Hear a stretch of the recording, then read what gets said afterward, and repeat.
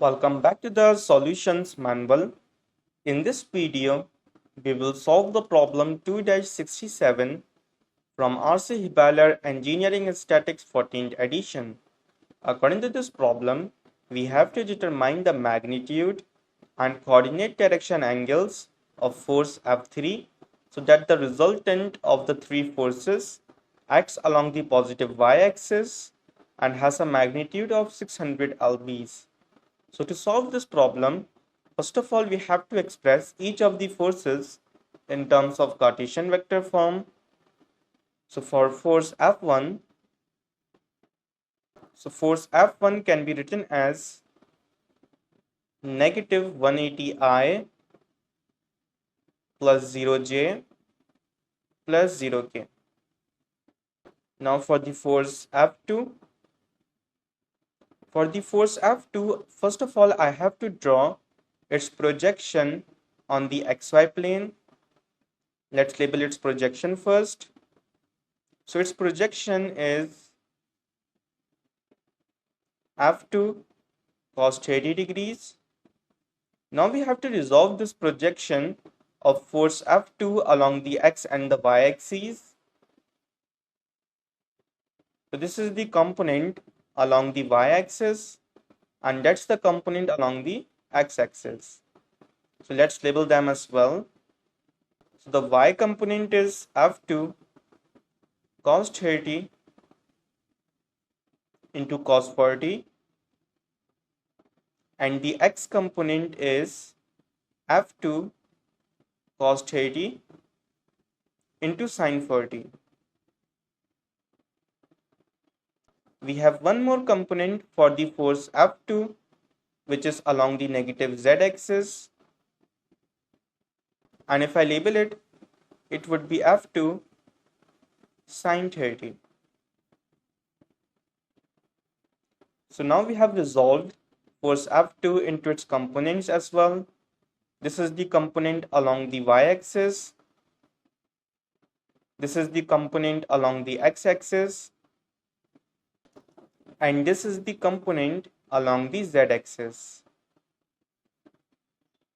So force F2 in terms of Cartesian vector form can be written as, so F2x is F2 cos 30 into sin 40i. The y component is F2 cos 30 into cos 40j, and the z component is negative F2 sin 30k. Now we can put the value of F2. So we have 300 into cos 30 into sin 40i plus 300 into cos 30 into cos 40j minus 300 into sin 30k. So upon simplification, the force F2 becomes 167I plus 199j minus 150k. Now for the force F3. For the force F3, we can express it in terms of its coordinate direction angles. So this angle is alpha. The angle with the y-axis is beta. And the one with the z-axis is gamma. So force F3 in terms of Cartesian vector form is F3 cos alpha I plus F3 cos beta j plus F3 cos gamma k.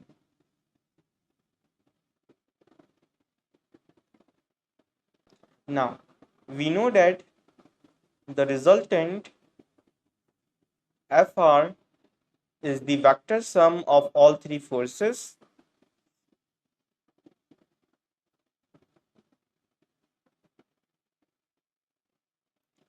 and the resultant is acting along the positive y-axis, and it has a magnitude of 600 lbs. So we have 0I plus 600J plus 0K. Let's call this equation 1.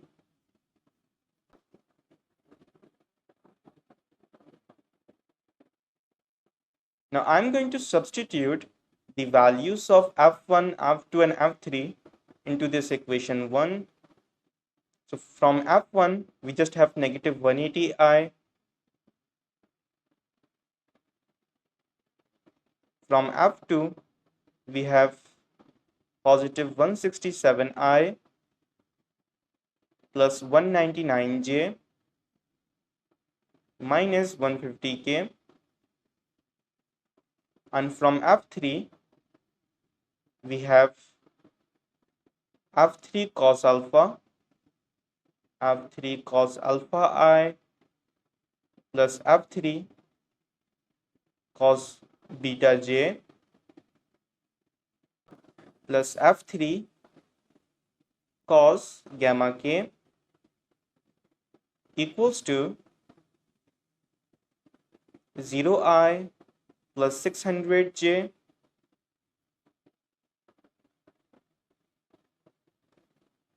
plus 0K. So now we can compare the components. So comparing I components, we have negative 180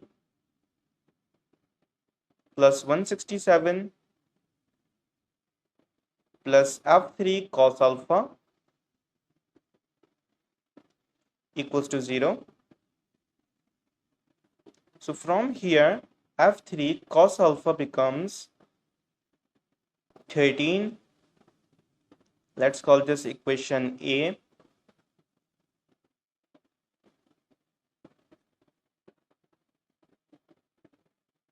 And if we compare the J components, so comparing J components, we have 199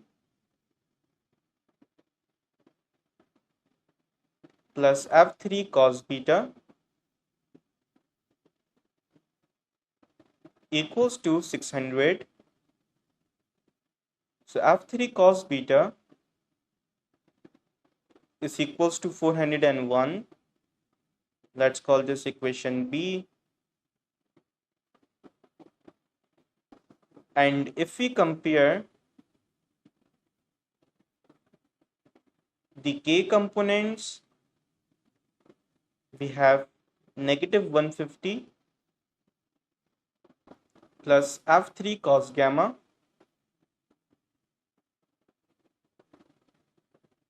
equals to 0. So F3 cos gamma is equals to 150. Let's call this equation C.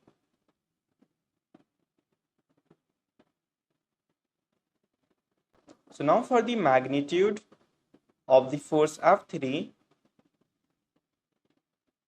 we can use the Pythagoras theorem. So it is square root of F3x square plus F3y square plus F3z square.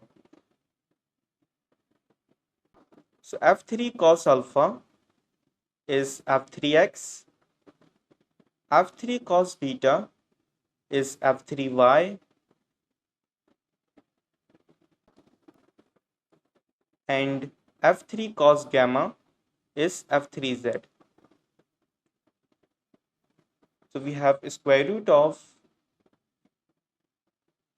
F3x, which is 13, so 13 square, plus F3y, which is 401, so 401 square, plus F3z, which is 150, so 150 square, So upon simplification, the magnitude of the force F3 comes out to be 428.33 lbs.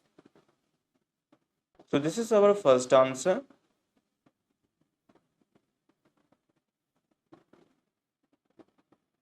Now for the coordinate direction angles, we can consider these equations A, B and C. So for coordinate direction angles,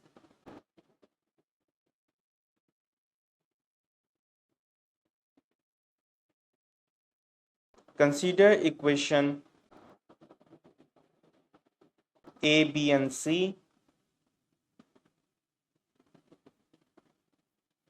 So from equation A, from this equation, cos alpha is equals to 13 over F3 and F3 is 428.33 lbs.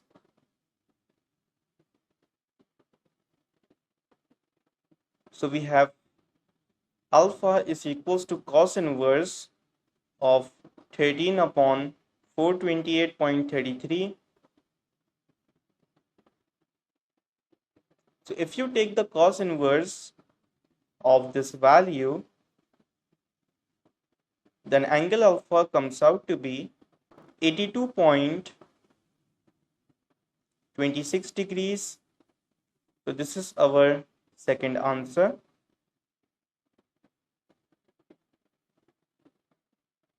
Now for the angle beta, we can consider the equation B, this equation. So cos beta is equals to 401 over F3, which is 428.33 lbs. So beta is equals to cos inverse of 401 over 428.33. So if we take the cos inverse of this value, then angle beta comes out to be 20.58 degrees.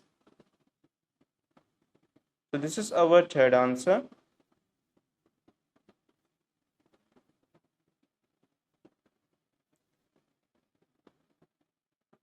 Now for the angle gamma, we can consider the equation C.